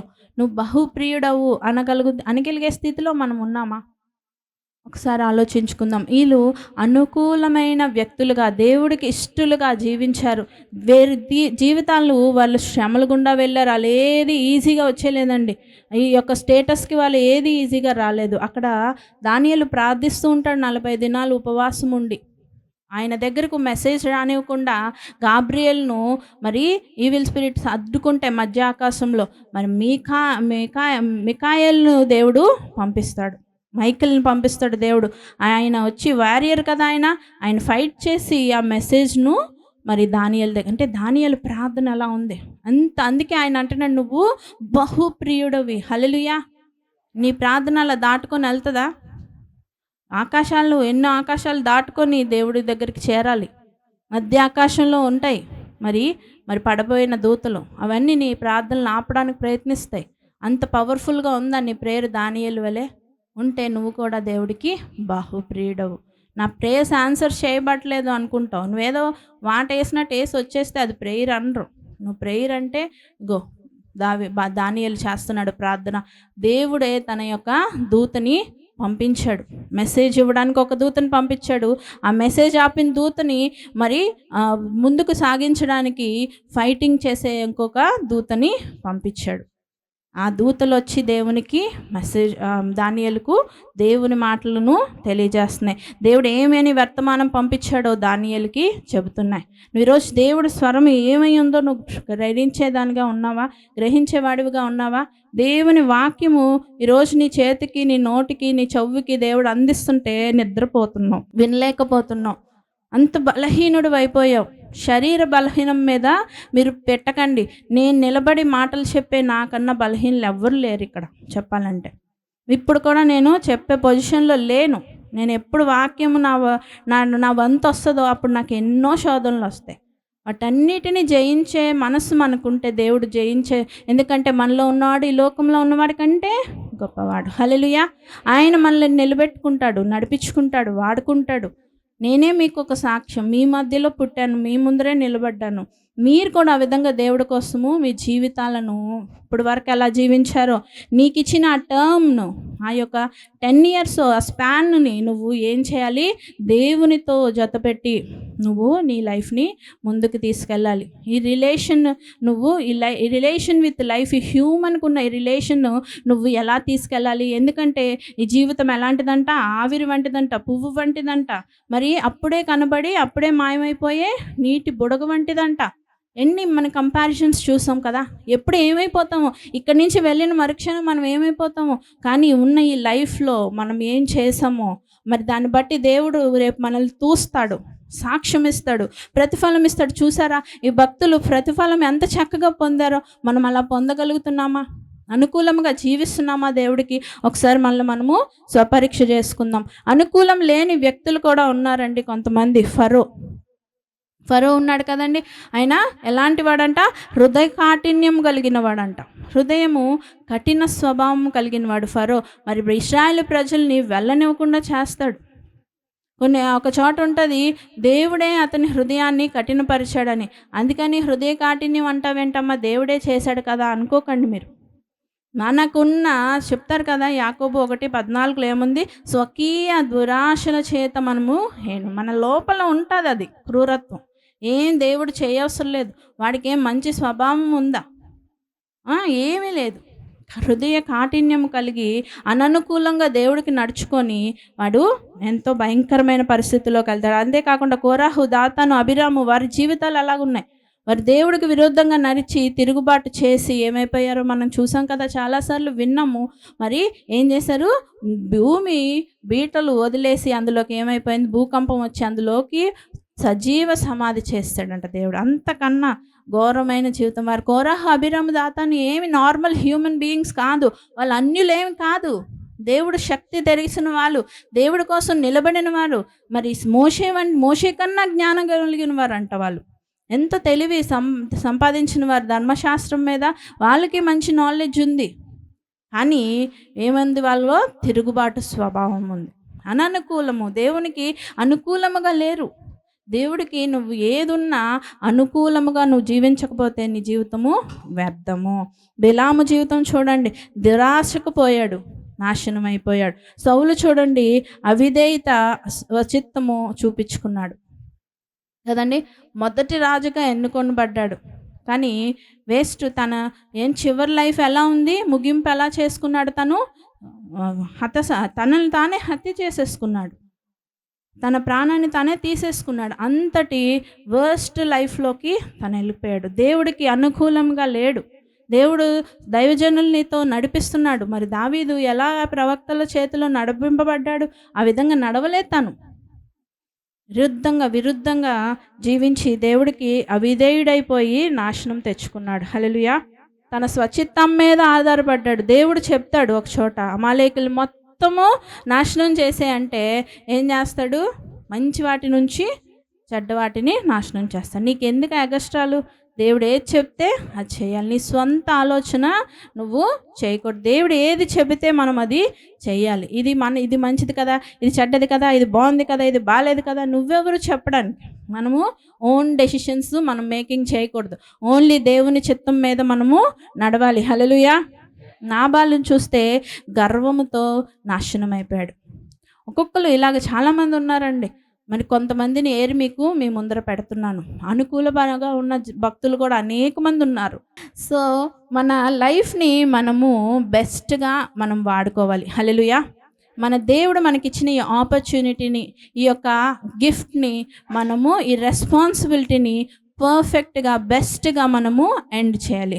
ఎలాగా మనం విన్నాం కదా, ఎంతోమంది దైవజనులు వారి జీవితాల నుంచి మనం ఇన్స్పైర్ చేసుకున్న ప్రతి మాటను మన జీవితంలో మనం అన్వయింప చేసుకొని జీవించాలి. హల్లెలూయా, హల్లెలూయా.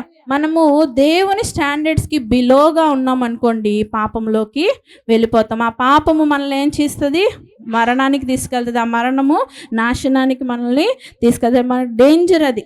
అందుకే live up to God standards. దేవుని యొక్క కొన్ని మనకి సెటప్ చేశాడు కదా, ఆ లెవెల్కి మనము జీవించాలి. ఎప్పుడు దేవుడు ఇలా ఊహిస్తే మనం దాని కిందగా జీవించకూడదు. దేవుడు ఏదైతే లైన్ గీసాడో ఆ లైన్లోనే మనము వెళ్ళాలి. ముట్టొద్దు అన్నాడు, చెట్టు మీద ఆ పండుని ముట్టొద్దు.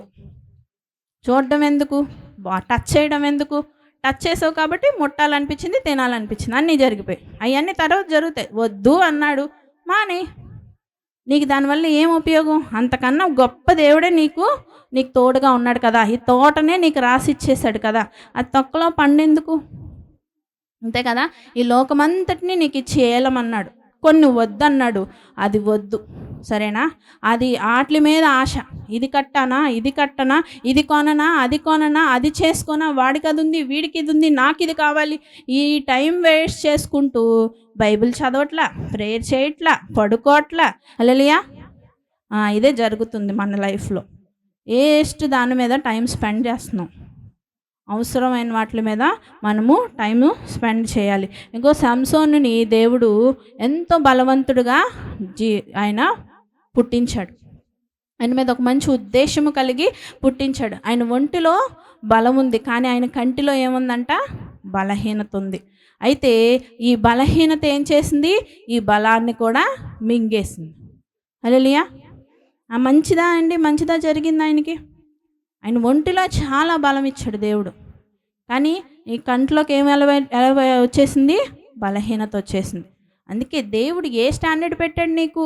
కొన్నాళ్ళు ఆ స్టాండర్డ్లో జీవించావే, నిన్ను దేవుడు ఆత్మ ఎప్పుడైనా విడిచి వెళ్ళిందా? లేదు.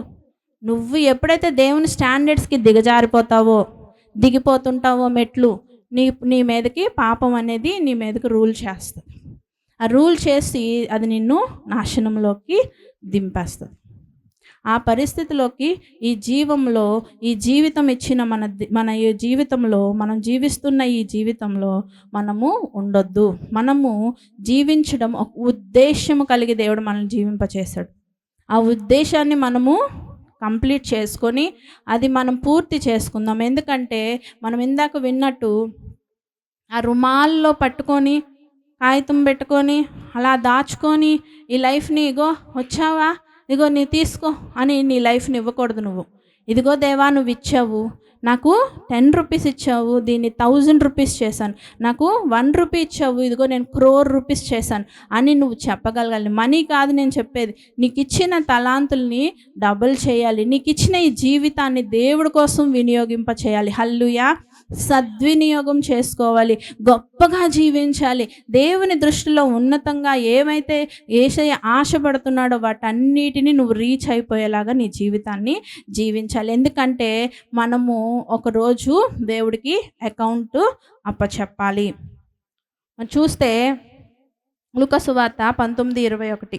నీవు పెట్టని దానిని ఎత్తుకొనవాడవును, విత్తని దానిని కోయువాడవునైనా కఠినుడవు గనుక నీకు భయపడి దీనిని రుమాలున కట్టి ఉంచుతునని చెప్పాను. చూసాడా ఏమంటున్నాడు? నిరుపయోగంగా పెట్టిన వాడినే వదిలిపెట్టలేదు దేవుడు ఇక్కడ కదండి. నిరుపయోగంగా పెట్టిన వాడినే వదిలిపెట్టలేదు అంటే యూజ్ చేయకుండా అలాగే ఉంచాడు. దాన్ని పాడు చేయలేదు, దాన్ని డబుల్ చేయలేదు. వాడినే వదలలేనప్పుడు వేస్ట్ చేసిన వాడిని వదులుతాడా? అన్ని 100ని 100గానే ఉంచాడు వాడు కదా. ఏమంటున్నాడు? రుమాల్లో అట్లనే ఉంచాను నేను, నువ్వు ఇచ్చింది అదిగో ఇదిగో అని ఇచ్చేస్తున్నాడు. ఇస్తేనే ఏమంటున్నాడు దేవుడు? తీసుకెళ్ళి వాడిని ఉన్నవాడికి ఇచ్చి వీడిని తీసుకెళ్ళి నరకంలో పడేశాడు. అంటే ఏమంట? నువ్వు ఉన్నదాన్ని ఉన్నట్టుగా ఉంచితేనే దేవుడు ఊరుకోవట్లేదు, క్షమించట్లేదు. ఈ ఉన్న జీవితాన్ని కొంతమంది నాశనం చేసుకుంటున్నారు. దాన్ని పనికి రాకుండా పాడు చేస్తున్నారు. ఆ? బూతులతో, చెత్త విషయాలతో, దేవుడు వద్దన్న పాపపు కార్యాలతో నింపేసుకొని, వ్యర్థమైన వాటి మీద దృష్టి పెట్టుకొని, తాగి సిగరెట్లు కాల్చి శరీరాన్ని పాడు చేసుకొని, ఇంట్లో వాళ్ళని హింసించి, మరి ఈదిలో చెడ్డ పేరు తెచ్చుకొని, ఒక మంచి క్యారెక్టర్ లేని జీవితాలు జీవిస్తున్నారు. అలాంటి వాళ్ళని వదిలిపెడతాడా దేవుడు? ఉన్నది ఉన్నట్టున్నోడనే నువ్వు లేచిపోయి అక్కడి నుంచి నీవన్నీ తీసి ఉన్నోడి దగ్గరే ఇంకా మంచిగా దాన్ని డబుల్ చేసినోడికి ఇస్తున్నాడే. నువ్వు లేని పాడు చేసినోడిని ఉంచుతాడా దేవుడు? ఉంచడు కదండి. ప్రతి దానికి అకౌంట్స్ ఉన్నాయి. కనుక ఒకసారి మన అందరూ ఒళ్ళు జాగ్రత్తగా పెట్టుకుంటే మంచిదని దేవుడు ఈరోజు మనతో మాట్లాడుతున్నాడు. ఇందాక పాట పాడినట్టు చూస్తున్నాడు దేవుడు, చూస్తున్నాడు, మన లెక్కలన్నీ కడుతున్నాడు కదండి. మనము అనుకుంటాం ఇది చేసాం, చిన్నదే కదా, ఎవరు చూడలే కదా, అయిపోయిందిలే ఇంకా నెక్స్ట్ అని వెళ్ళిపోతున్నాం. కానీ అన్నీ రికార్డ్ అయిపోతున్నాయి అక్కడ దేవుని యొక్క వేరొక గ్రంథంలో. నా పేర్లో మెర్సీ అని రాసి ఉంటుంది. అక్కడ నా పేర్లన్నీ, నా అన్ని లిస్టు, గుడ్ బ్యాడ్, మరి అన్ని అగస్టాలు అన్నీ రాస్తారు అక్కడ కదండి. అలాగే మీ పేర్లు కూడా రాస్తారు. అవి కనుక మనము చాలా జాగ్రత్తగా ఉండాలి. ఒక టైం వస్తుంది, మనం అన్నిటికీ అకౌంట్ సెటిల్మెంట్ టైం వస్తుంది. రేపు ఏప్రిల్ 1వ తారీఖు వాళ్ళకి అకౌంట్ సెటిల్మెంట్ టైం వచ్చినట్టు మనకు ఒక టైం వస్తుంది, అకౌంట్ సెటిల్మెంట్ టైం. మనము అప్పుడు అన్నీ పర్ఫెక్ట్గా అప్పచెప్పాలి. అప్పచెప్పేలాగా ఉన్నామా లేదా, భయం ఉందా లేదా, ఒంట్లో హ్యాపీగా ఉండి మళ్ళీ ఏమీ తెలియనట్టు ఇంటికి వెళ్ళి నార్మల్గా మీరు ఉంటే కుదరదు. దేవుడు ఎందుకు ఇన్నిసార్లు వార్నింగ్ చేస్తున్నాడో. మరి టైం దగ్గరికి వస్తుందని దైవజనులు అందరూ చెప్తున్నారు. మనం చూస్తుంటే యెరూషలేముని అలా చూడండి అన్నాడు కదా, అంజూరపు చెట్టుని చూడు, ఎందుకంటే నీకు అక్కడ విషయాలన్నీ తెలిసిపోతుంటాయి. అన్నీ దేవుడు చెప్పిన ప్రవచన కార్యాలన్నీ నెరవేర్పుకు వచ్చేస్తున్నాయి. అవన్నీ దైవజనుడు మనకి చక్కగా వివరించి చెప్తున్నాడు. భయము లేకుండా, భక్తి లేకుండా ఆడుకుంటూ పాడుకుంటూ ఉన్నామనుకోండి, అలా వచ్చేస్తాడు దేవుడు. ఏమంటాడు, నువ్వెవరో నాకు తెలీదు, బాయ్ అనేసి ఆయన, మనం ఎలా లైట్ తీసుకున్నామో ఆయన కూడా అలాగే లైట్ తీసుకుంటాడు. ఇప్పుడు ఎలాగా మనము తెలీదు నువ్వెవరో అని లైట్ తీసుకొని వెళ్ళిపోతున్నాం. దేవుడు ఏలడం ఇష్టం లేదంట. నెక్స్ట్ స్లైడ్ వే. మరియు నేను తమను ఏలుటకు ఇష్టము లేని నా శత్రువులను ఇక్కడకు తీసుకొని వచ్చి నా ఎదుట సంహరించుడని చెప్పాను. ఏమంట, ఏలడానికి, దేవుడిని ఏలడానికి కొంతమంది ఇష్టపట్ల, ఆయన మన మీద రాజ్యం చేయడానికి ఇష్టపట్ల. ఇంకోటి, అయితే అతని పట్టణస్థులని ద్వేషించి ఇతడు మమ్ము నేలుట మాకిష్టం లేదని అతని వెనక రాయబారాలు పంపుతున్నా. ఈయన ఎవరో నాకు ఎందుకు, ఈయన అసలు ఎవరు నా మీద రూల్ చేయడానికి, నేను ఇప్పుడు ఇది చెయ్యాలనుకుంటున్నాను, చేసేయాలి. అలా ఉంటుంది మనకి తప్పు చేసేటప్పుడు మన మైండ్ సెట్. అది ఏదే తప్పు అవనివ్వండి, నేను దాన్ని నేమ్ చేయట్లేదు. మీ తప్పులు మీకే తెలుసు. మీకు ఆ టైంలో మీరు మైండ్ సెట్ ఎలా ఉందో మీరు ఆలోచించుకోండి. ఈయన ఎవరు, యేసు ప్రభు, అన్నిటికి నాకు అడ్డొస్తాడు, నేనేంటి, నేను చేసుకుంటా నాకు నచ్చినట్టు అనుకున్నావా? నీకు నచ్చినట్టు నువ్వు జీవించావా? అదిగో బుద్ధి కలిగిన కన్యకులు, బుద్ధి లేని కన్యకులు ఇద్దరు యేసుని నమ్ముకున్న వాళ్ళేనండి. వారిద్దరికి సిద్ధల్లో నూనె ఉంది. ఒకరికి అయిపోయింది, ఒకరికి ఉంది. ఎందుకని? వాళ్ళు ముందే జాగ్రత్తగా సిద్ధపడి ఎక్స్ట్రా పెట్టుకొని ఉన్నారు. మనం అందరం యేసుని నమ్ముకున్నాం కదా, ఆ టైంకి వస్తే టికెట్ ఉంది మనకి వెళ్ళిపోతాం అనుకోకూడదు. ఏమో ఏ సమయం ఏమవుతుందో. నువ్వు అప్పుడు వెళ్తుంటే ఆగాగు, ఎవరు నువ్వు, పక్కెళ్ళు అని మిగిలిన వాళ్ళు రమ్మంటాడు దేవుడు. నువ్వు ఊహించలేని వాళ్ళు వెళ్ళిపోతుంటారు. ఎవరైతే మంచిగా ఉన్నారో, మంచిగా అంటారు కదా, కుడివైపు ఉన్నోళ్ళు ఏమండి, ఎడంవైపు ఉన్నాడు ఏమంటున్నాడు, నేను నీకు ప్రార్థనలు చేశాను, నీ నామంలో గొప్ప కార్యాలు చేశాను, నేను నీ గురించి ఇలా చాటి చెప్పాను, ఇలా కొండలు తిరిగాను, లోయలు తిరిగాను అంటుంటే ఏమంటున్నాడు దేవుడు, నువ్వు నా బిడ్డవి కాదు. ఎందుకు? ఇవన్నీ యూజ్లెస్ అయిపోతున్నాయి. దేవునికి ఇష్టానుసారంగా నువ్వు జీవించకపోతే, దేవుడు చెప్పిన మాటలు నువ్వు లోబడకపోతే వేస్ట్. అకౌంట్ సెటిల్మెంట్ టైంలో అది నువ్వు వెనక్కి వెళ్ళిపోతావు. కనుక మనం అకౌంట్స్ దేవుడికి సెటిల్మెంట్ చేయాలి. ఈ జీవితం అనే ఈ యొక్క అకౌంట్ని మనము సెటిల్ చేయాలి. ఆ దేవుడి దగ్గర మనం దీనికి మన డేట్ ఆఫ్ బర్త్ నుంచి డేట్ ఆఫ్ డెత్ వరకు అన్నీ రికార్డ్ అయిపోయిన వాటి అన్నిటికీ మనం ఎక్స్ప్లెనేషన్ ఇవ్వాల్సిన టైము మనకు వస్తుంది. ఆ టైంలో మరి మన పరిస్థితి ఏంటి? ఒక్కసారి మనల్ని మనము స్వపరీక్ష చేసుకుందాం. అందరం మోకరించి కళ్ళు మూసుకున్నట్లయితే చిన్న ప్రార్థన చేసుకుందాం. దేవా, నువ్విచ్చిన ఈ జీవితాన్ని నేను దుర్వినియోగం చేసుకున్నానా? మరి నష్టపరుచుకుంటున్నానా? మరి సద్వినియోగం చేసుకుంటున్నానా? నువ్వు నాతో ఈరోజు మాట్లాడావు ప్రభువా. నేను ఇప్పటి వరకు ఏ స్టేటస్లో ఉన్నప్పటికీ ప్రభువా, నువ్వు నాతో మాట్లాడావు. నేను దీన్ని సద్వినియోగం చేసుకుంటాను తండ్రి. నువ్వు ఇచ్చిన ఈ జీవితాన్ని అనేకులకు ఉపయోగకరంగా, అనేకులకు మేలుకరంగా, ముఖ్యంగా నాకు ఉపయోగకరంగా, నాకు మేలుకరంగా నేను మార్చుకుంటాను ప్రభువా. నీతోనే ఈ యాత్రను నడుస్తాను తండ్రి. ఎన్నోసార్లు నన్ను తప్పు చేసినప్పుడు వచ్చి నువ్వు తలుపు నద్ద నిలబడి తడుతున్నావయ్యా. నేను నిన్ను ఇగ్నోర్ చేస్తున్నాను తండ్రి. నిన్ను ఇగ్నోర్ చేసినప్పుడు అయ్యా తండ్రి నాయన, ఆ మర్యాద లేనివాడు నా లోపలికి వస్తున్నాడు. నేను వాడి మాట వింటున్నాను తండ్రి. నీకు లోబడి నీ స్వరాన్ని గుర్తించి నీకు విధేయత చూపించే జీవితాన్ని నాకు